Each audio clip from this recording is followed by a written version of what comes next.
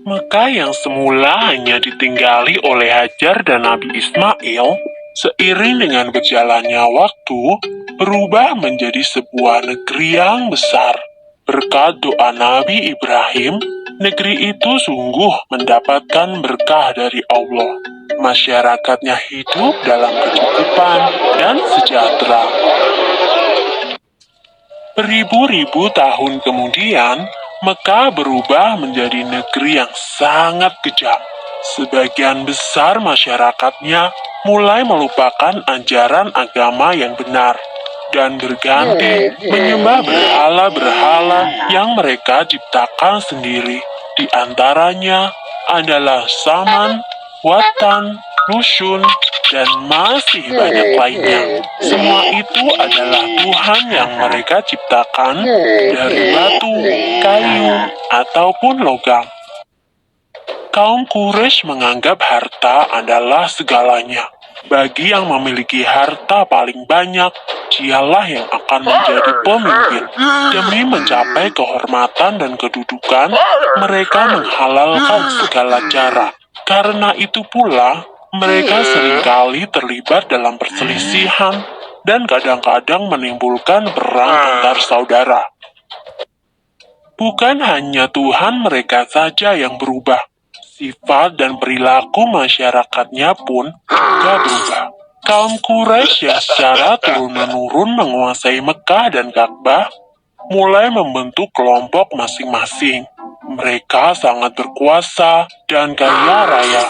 Namun kekayaan itu mereka dapatkan dengan cara yang tidak halal. Merampok, memeras rakyat kecil, berjudi, curang dalam berdagang, dan perbudakan yang sangat kejam. Zaman di mana kaum Quraisy hidup dengan cara yang kejam disebut zaman jahiliyah. Pada zaman itu, ada seorang wanita soleh bernama Aminah. Suaminya bernama Abdullah. Pada saat Aminah mengandung, sang suami jatuh sakit dan akhirnya pun meninggal dunia. Aminah merasa sangat sedih karena harus hidup sendirian. Pada suatu malam, ia bermimpi melihat bulan jatuh ke pangkuannya.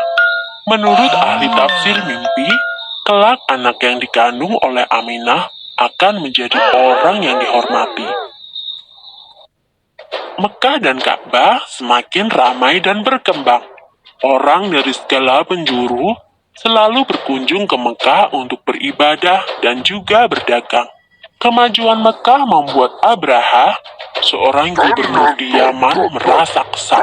Ia telah membuat rumah ibadah yang jauh lebih besar dan lebih megah daripada Ka'bah.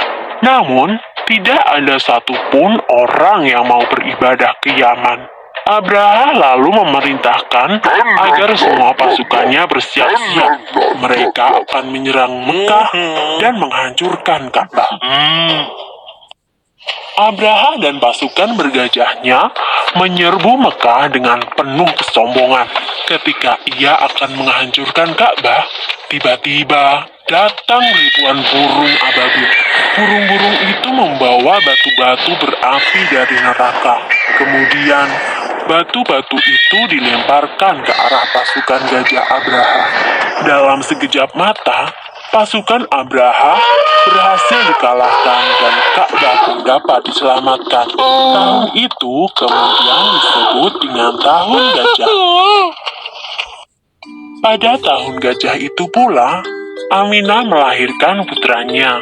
Ia memberikan nama Muhammad, sebuah nama yang tidak lazim untuk anak-anak kaum Quraisy. Ialah Nabi Muhammad, nabi terakhir yang diutus oleh Allah. Ia dilahirkan pada hari Senin, 12 Rabiul Awal, Tahun Gajah. Selesai. Sumber dalam Al-Quran terdapat dalam surat Al-Fil ayat